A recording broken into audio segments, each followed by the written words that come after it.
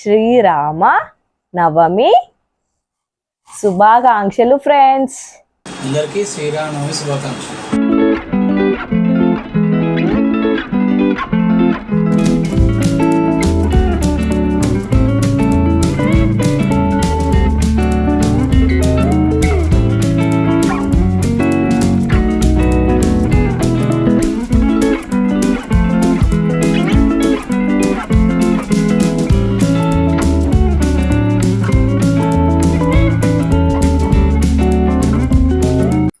Hello everyone, welcome back to my channel Anjali trends. మీరు కనుక నా ఛానల్ ఫస్ట్ టైం చూస్తున్నట్టయితే ఇప్పుడే వెళ్ళి మన ఛానల్కి సబ్స్క్రైబ్ చేసుకోండి.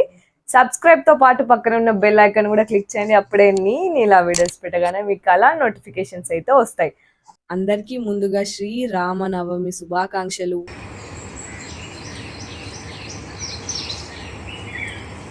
పండగ అనగానే నేను చేసే ఫస్ట్ పని మంచిగా ముగ్గులు వేసి గడపనైతే చక్కగా పూజ చేసుకుంటాను. ఇట్లా చేస్తే మాత్రం ఆ పండగ కల్లా ఫుల్ వచ్చేస్తుంది అనమాట.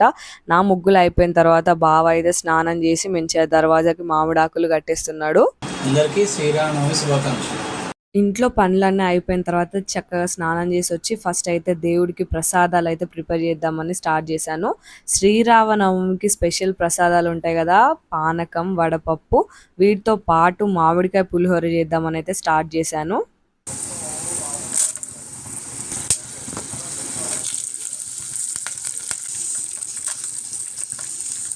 చూసారు కదా, నూనె వేడెక్కిన తర్వాత పల్లీలు, శనగపప్పు, మినప్పప్పు, పచ్చిమిర్చి, ఎండుమిర్చి, కరివేపాకు వేసి మంచిగా వేగిన తర్వాత దాంట్లోనే పులిహోరకి మెయిన్ కలర్ పసుపు అయితే వేసుకొని అయితే కొంచెం ఫ్రై చేయండి. దాంట్లోనే ఉప్పు కూడా వేసేయండి, ఆ క్లిప్ మిస్ అయింది. ఇవి కొంచెం వేగిన తర్వాత మనం ముందుగా తురుము పెట్టుకున్న మామిడికాయ తురుముని కూడా అలా వేసి కొంచెం అయితే దాన్ని మగ్గనివ్వాలి. మామిడికాయ పులుపుని బట్టి అయితే వేసుకోండి. ఈ మామిడికాయ చాలా పుల్లగా ఉందని నేనైతే కొంచెం తురుము వేసాను. సో వేసి అట్లా కలబెట్టుకున్న తర్వాత ఒక 5 minutes దాన్ని మగ్గిన తర్వాత స్టవ్ ఆఫ్ చేసుకోవడమే.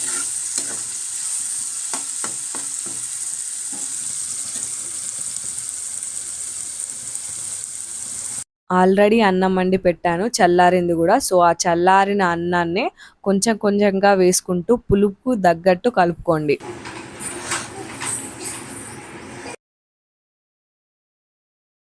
అంతే, మన మామిడికాయ పులిహోర రెడీ.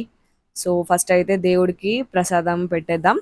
సో ఒక గిన్నెలో అయితే వేసుకొని దేవుడికి ప్రసాదం పెడుతున్నాను.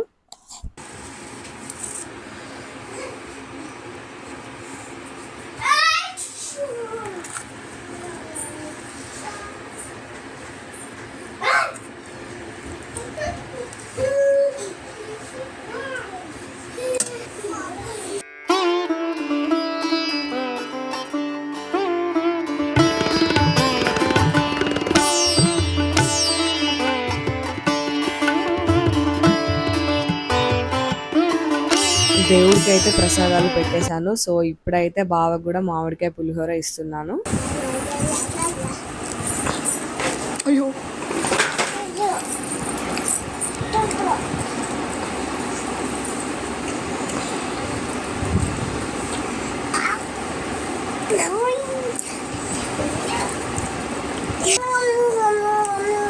కారం అవుతుంది. ఎట్లుంది బావా? ఎట్లుంది జుట్కి?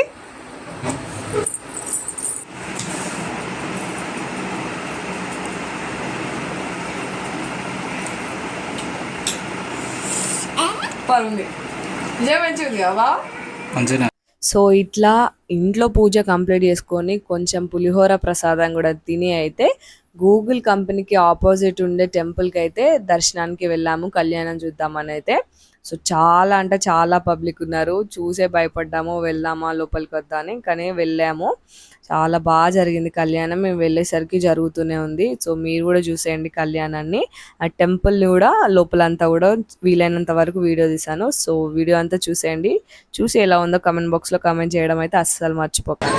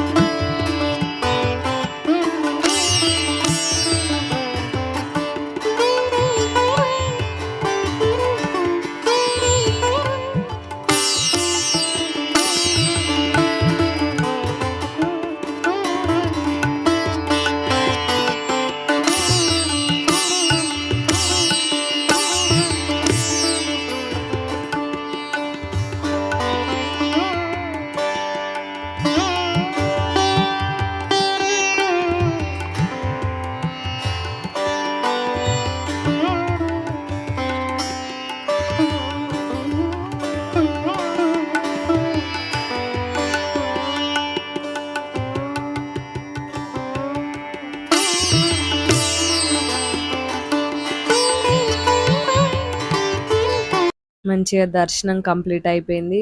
కళ్యాణం కూడా చూసామన్నమాట. పానకం దగ్గర లైన్ అయితే చాలా పెద్దగా ఉంది. సో పానకం తాగకుండానే అయితే ఇంటికైతే వెళ్తున్నాం.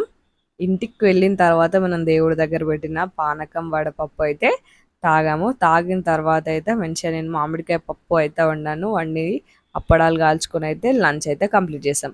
సో ఇట్లా అయితే మేము శ్రీరామనవమి జరుపుకున్నాము. మీరు ఎట్లా జరుపుకుంటారా అనేది కమెంట్ బాక్స్ లో కమెంట్ చేయండి. చాలా వరకు ఈ వీడియో అంతా రావుగా ఉంచాను అనమాట. సో ఇట్లాంటి వీడియోస్ ఇంకా కావాలనుకుంటే మాత్రం కమెంట్ బాక్స్ లో అయితే కమెంట్ చేయండి.